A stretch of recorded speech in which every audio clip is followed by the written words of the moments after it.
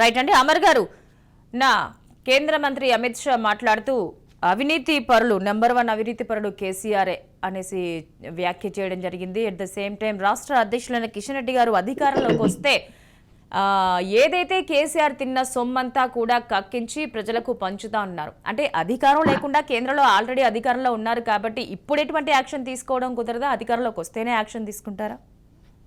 అందరికి నమస్కారం అండి. మొదట ఇక్కడ 2 అంశాలు మీరు ప్రస్తావించారండి. ఒకటి ఏంటంటే ఈ కేసీఆర్ బీఆర్ఎస్ ప్రభుత్వం యొక్క వైఫల్యాలు ఎట్లా ఉన్నాయంటే వాళ్ళ పూర్తి స్థాయిలో ఇప్పుడు ఉద్యోగ కల్పన, నీళ్లు నిధులు నియామకాలు ఫండమెంటల్ 3 విషయాల గురించే తెలంగాణ ఉద్యమం జరిగింది.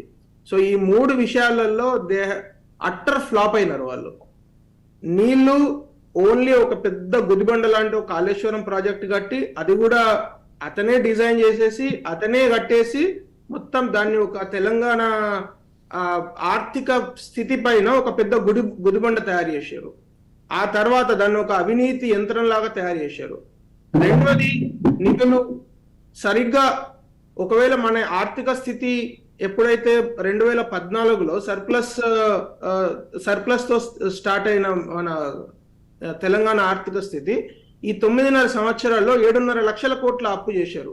అంటే ఇప్పుడు మనం జిఎస్డిపి 11.5 లక్షల కోట్లు 13 లక్షల కోట్లు అని చెప్తున్నాడు కదా, దానిలోంచి 7.5 లక్షల కోట్లు అప్రూపంలోనే చేశారు కదా. సో వీళ్ళు చేసింది ఏంది? వీళ్ళు ఉద్యోగాలు కల్పించలేదు. టీఎస్పీఎస్సీ అని 17 సార్లు పేపర్ లీక్ చేశారు. ఎంత జోక్ అంటే అదేదో చైర్మన్ గారు వచ్చి నాకేం తెలియదండి అది ఎట్లా లీక్ అయిందో అని చెప్తారు మీడియా ముఖంగా. అంటే ఇంత దారుణంగా వ్యవస్థలను నాశనం చేసి ఉద్యోగాలు కల్పించలేరు. యువకులకు కనీసం విద్యార్థులకు స్కాలర్షిప్లు ఇచ్చే పరిస్థితి లేదు.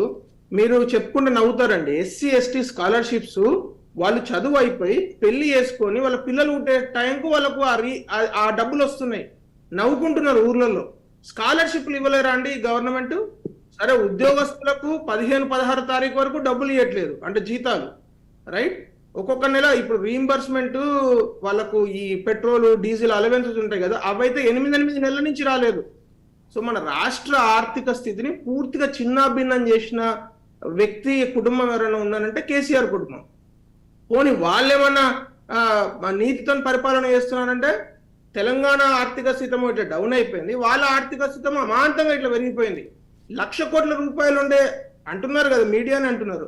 ఇంత దారుణమైన పరిస్థితి ఆ విధంగా ఉంటే ఇప్పుడు మీ పార్టీ ఏదైతే ఇప్పుడు సంజయ్ గారు చెప్తున్న పార్టీ ఏదైతే కాంగ్రెస్ పార్టీ చెప్తున్నదో వాళ్ళ 6 గ్యారంటీల పరిస్థితి, వాళ్ళు వేరే రాష్ట్రాలలో ఏ విధంగా దాన్ని అమలు చేస్తున్నారో పరిస్థితి చూస్తే చాలా భయంకరంగా ఉందండి.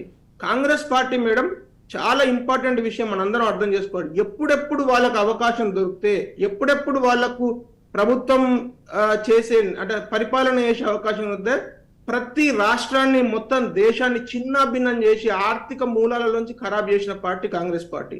మీకు ఒక ఎగ్జాంపుల్ చెప్తా.